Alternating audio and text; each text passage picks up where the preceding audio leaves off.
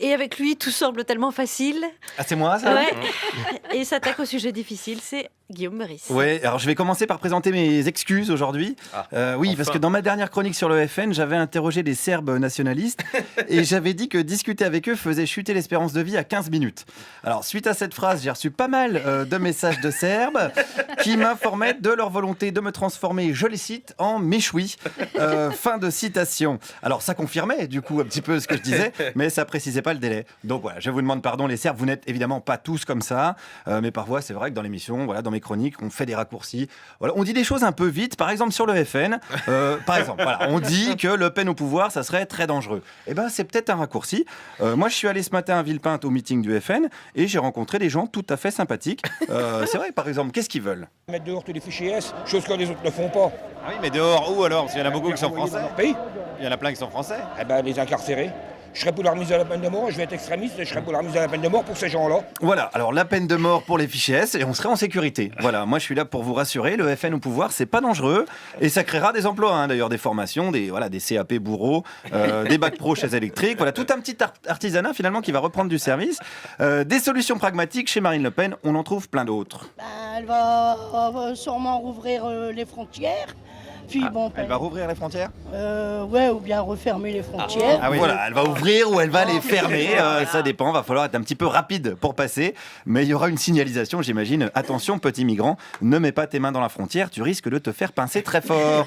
Donc voilà, c'est rassurant. Et puisqu'on parle de migration, tiens, j'ai rencontré ce monsieur. Moi j'ai 2 enfants, ils sont partis à l'étranger. Pourquoi? Parce qu'en France c'est fini, c'est terminé. Ah, vous avez des enfants migrants? Oui, qu'ils sont migrants pour le fait, oui. Vous les avez pas retenus? Non, parce qu'en France ils étaient massacrés d'impôts, donc ils sont partis au Québec. Ah ben en plus c'est des migrants économiques alors. Oui, des migrants économiques. Je croyais qu'au FN on était contre la migration économique. Non, mais ça n'a rien à voir ça. Ah bon? Non, ça n'a rien à voir. Ah voilà, ça n'a rien à voir, parce que dans un sens ça marche, c'est dans l'autre que ça marche pas. Vous avez pigé le truc? C'est un petit peu technique, hein, l'immigration. Donc je résume, envoyer ses enfants au Québec, c'est oui. Organiser des concerts de Céline Dion à Paris, c'est non. Voilà, c'est pour que ça soit un petit peu facile, plus facile à retenir. D'ailleurs, au meeting du Front National, il y a aussi des jeunes qui étaient là pour me rassurer. Par exemple, celui-ci, quelle serait sa priorité? Le nouveau porte-avions, je trouve que c'est bien. Vous trouvez ça important? Je trouve ça important, oui. Je trouve ça assez important. Ça coûte cher, par contre. Ça coûte cher, mais on a les moyens. Je pensais que la France était ruinée, moi, à cause de François Hollande. Oui, mais non. Voilà, oui, mais non, on est ruiné, mais on va bien trouver 4 milliards pour filer de la thune aux marchands d'armes. On sera bien protégé sur les Champs-Élysées avec un porte-avions.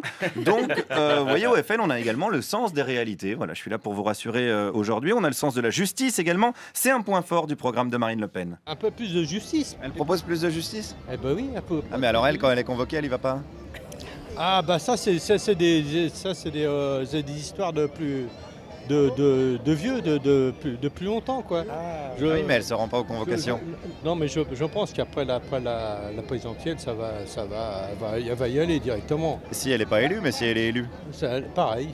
Ah oui, mais là, elle va se dire, je suis président de la République, je vais pas devant les juges. Non, je pense pas. Vous pensez pas? Non, je pense pas. Eh ben voilà, qu'est-ce qu'il vous faut d'autre? Elle va être élue et elle ira devant les juges quand même. Réponds à ça, Bernard Tapie, j'ai envie de dire. Puis elle est pas rancunière non plus. Marine Le Pen, elle a accepté Nicolas Dupont-Aignan, alors qu'il a quand même dit des grosses saloperies sur le FN il y a encore une semaine. Mais pour ça, les militants lui en veulent pas du tout. Ce n'est pas grave quand on voit tous les candidats qui se sont dit du mal des uns aux autres et maintenant qui se sont ralliés. C'est tout à fait normal que des gens mentent. C'est normal que des gens mentent?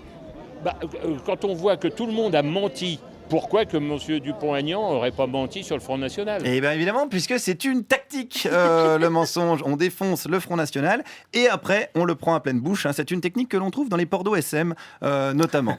C'est une technique à l'extrême droite qui a un nom, d'ailleurs, et qui s'appelle la technique Nicolas Bay, du nom du secrétaire général du Front National, fidèle soutien de Marine Le Pen, et qui, en 2004, disait ceci. Marine Le Pen fait ce qu'elle veut, elle lit le programme que son parti lui a préparé. Moi, je me sens rien de commun non plus, d'ailleurs, je m'empresse de le préciser, avec la fille de M. Le Pen. Voilà, rien de commun, rien du tout, puisqu'à la base, il avait même décrit Marine Le Pen comme le vide doctrinal sidéral. Il est bien placé pour en parler. Il est bien placé, mais qui c'est que j'ai croisé ce matin? Dis donc, mais enfin, il était là, Nicolas Bay. Alors, qu'est-ce qu'il pense de cette phrase aujourd'hui? Non, mais ça, c'était une erreur de jeunesse.